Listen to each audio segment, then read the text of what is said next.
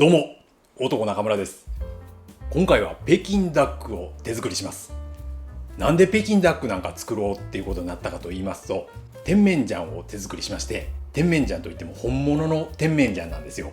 本物の甜麺醤のことを説明しだすと長くなりますから、ご存知のない方はこちらの動画を見てくださいね。この本物の甜麺醤は研究に7年の歳月をかけて、仕込みに1年熟成発酵させて作ったものなんですよ。超本格的な甜麺醤なんですけど、それに見合った料理というと本格的な北京ダックしかないかなと思いまして、北京ダックを作ることになりました。なかなかレベル高いですよ、北京ダック作るのは。というわけで北京ダックを作っていきましょう。北京ダックの材料はご覧の通りです。動画の説明欄に書いておきますね。アヒルは Amazon で注文しました。タイ産のアヒルで冷凍だったものを冷蔵庫で1日置いて解凍しました。まずは水洗いします。内臓が入ってた部分をきれいにしておきます。S 字フックです。まずちょっと硬そうな骨に近い部分に櫛で穴を開けて S 字フックを引っ掛けようとします。けど簡単には刺さりません。もう一度先ほどより強引に穴を開けます。ちょっと力技で S 字フックを刺します。これで吊るすことができるようになりました。棚の取っ手に引っ掛けておきます。すごい絵ですね。全体に熱湯をかけます。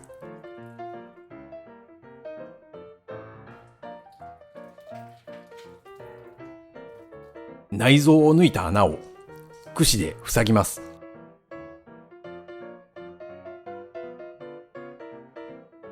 これでいいでしょう。水飴 50g に熱湯 50ml を入れて混ぜます。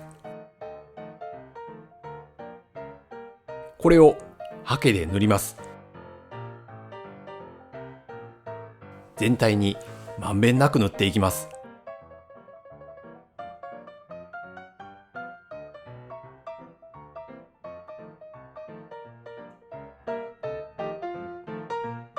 扇風機の風を当てて表面を乾燥させます。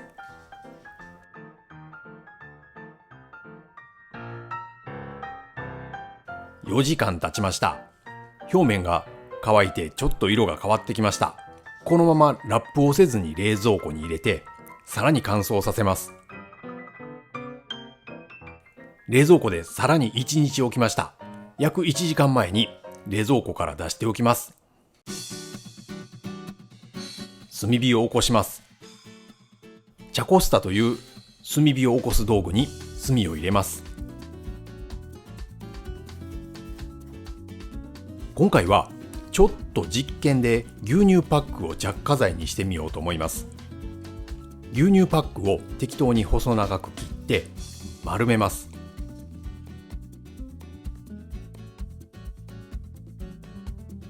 これで着火剤が完成です。コンロの真ん中に置いてマッチで火をつけます。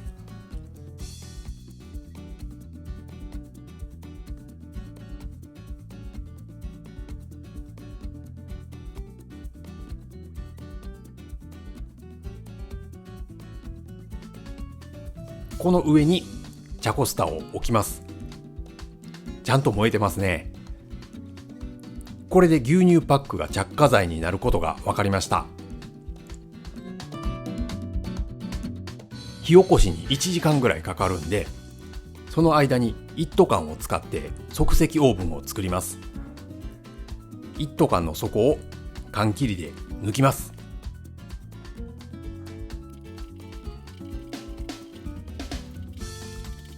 ここで腕がだるくなりました。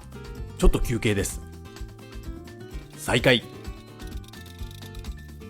やっと底が抜けました。これを使ってダックを焼くのです。これを使ってどうやって焼くかはこの動画を見てたらすぐに分かりますからね。炭火が起こったんでコンロにぶちまけます。ここに即席オーブンを乗せます。ダッチオーブンの蓋です。蓋の持ち手のところに S 字フックを引っ掛けます。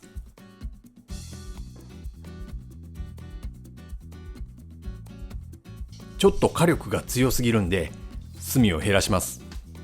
こんなぐらいでいいかな。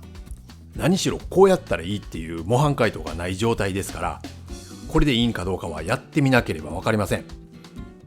ダックをオーブンに入れました。蓋のところに隙間があるんでアルミホイルで蓋をします。あ、なくなった。コンビニにアルミホイルを買いに行かなければなりませんが、その前にあまりにも煙がたくさん出てるんでちょっとおかしく思って取り出して様子を見てみます。この通り火に近い部分だけが極端に焦げてますね。これは明らかに焼き方がまずいですね。コンビニにアルミホイルを買いに行きながらカメラマンのボブさんと作戦会議をした結果、強火の遠火がいいってことになり、バーベキューコンロの上に茶コスターを2個置いて、なぜ2個なのかというと、2個でないと上に一斗缶オーブンを乗せられないからです。そしてなぜ2個あるかというと、もう1個はボブさんのものです。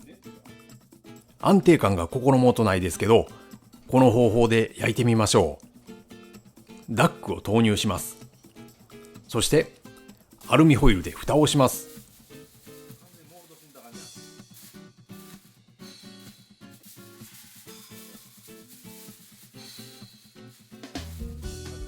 上にも1個炭を乗せておきます。煙が出てますけど、これは鶏の脂が落ちてそれが燃えた煙です。北京ダックを焼いてる間にチュンピンを作ります。チュンピンとは中国製のクレープみたいな小麦粉を薄く焼いた生地です。それでおかずを包んで食べるんですよ。今回はチュンピンで北京ダックを包み、甜麺醤をつけていただきます。チュンピンの材料はご覧の通りです。動画の説明欄に書いておきますね。小麦粉を箸で混ぜてから熱湯を注ぎます。最初は箸で混ぜます。箸じゃ混ざりにくいんでゴムベラに変えました。ゴムベラで一生懸命混ぜてますけど、あんまり要領を得ませんね。手で混ぜます。あっつー。それでも手の方が混ぜやすいです。やっぱり熱いからゴムベラに持ち替えました。それでもやっぱり混ぜにくいから手でこねます。もう大丈夫な厚さになってきました。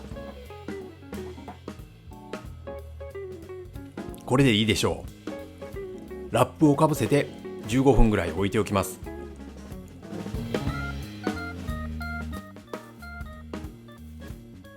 台に打ち粉をして生地を取り出します。また打ち粉をして練ります。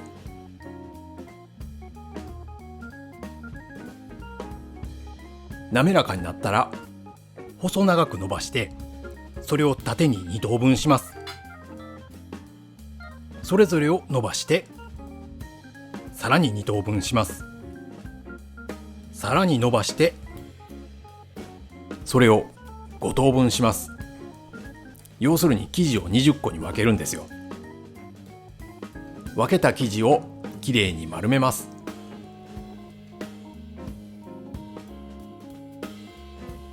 丸めた生地を軽く押さえて伸ばします。油をつけて2個を重ねて手のひらで押さえます。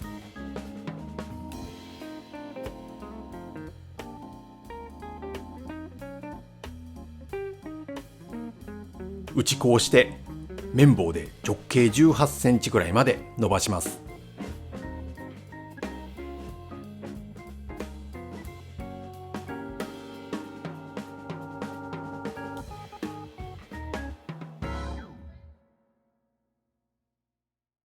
フライパンを熱して油を塗ります。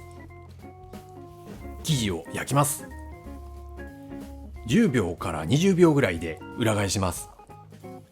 さらに10秒から20秒ぐらい焼きます。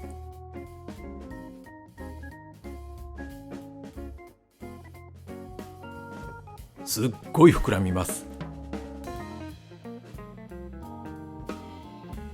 これで焼けました。2枚を重ねて伸ばして焼いたんで、それを剥がします。このようにきれいに剥がれるんですね。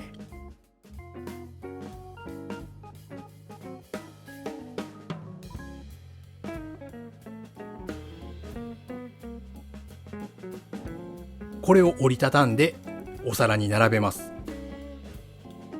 チュンピンが完成しました。北京ダックを焼き始めて3時間経ったんで、様子を見てみましょう。蓋を持ち上げます。お、どうでしょう。焼けてる感じはしますけど、中まで火が通ってるかどうかは色を見ただけでは分かりません。考えた結果、もっとじっくり焼くことにしました。北京ダックと一緒に包んで食べる野菜を切っておきます。きゅうりは細く切っておきます。ネギは白髪ネギにします。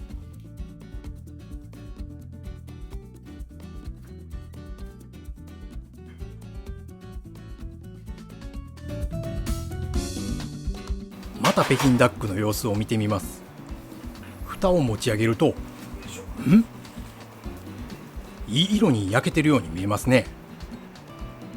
いい色してるね。反対側も見てみましょう。どうかな。なんかこの辺の焼きが弱いような気がします。もうちょっとこの辺を焼きたいんで、蓋の上に炭を置いてもうしばらく焼いてみることにします。では様子を見てみましょう。あれ、消えた。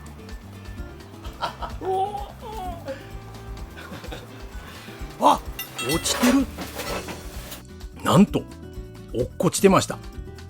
救出します。おお、美味しそうに焼けてるではありませんか。皮もバリッと焼けてます。これで北京ダックが完成しました。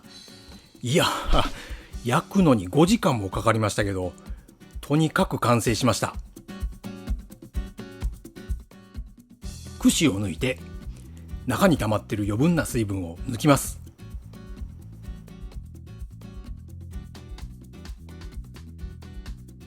焼きたてで熱いから軍手の上にゴム手袋をして持ってます。北京ダックを切り取っていきます。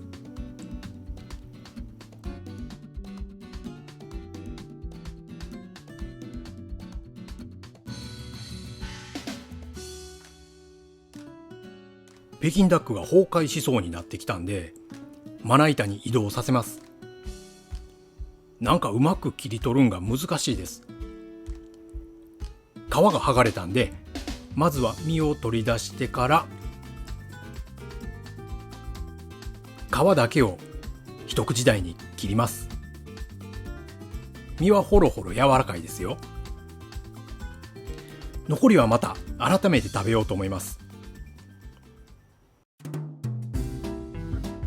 チュンピンを1枚取って北京ダックを乗せて、きゅうり、白髪ネギ、そして本物の甜麺醤をつけます。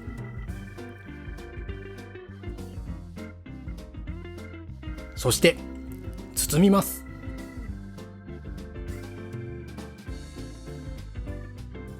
では完成した北京ダックをいただきます。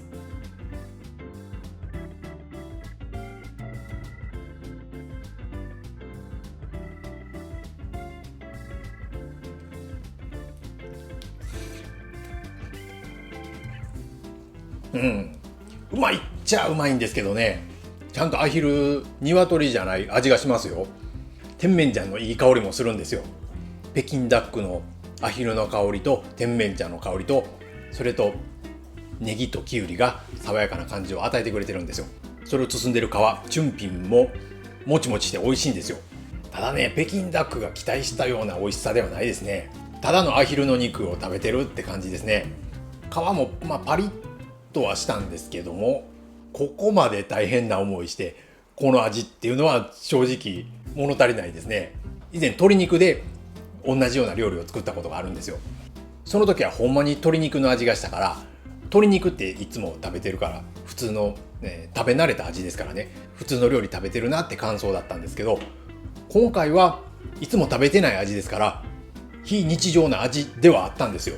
だから非日常だからむちゃくちゃ美味しいかって言ったらそうではなかったですね。甜麺醤の香りは美味しいですよ。いい香りが効いてますよ。そんな感じかな。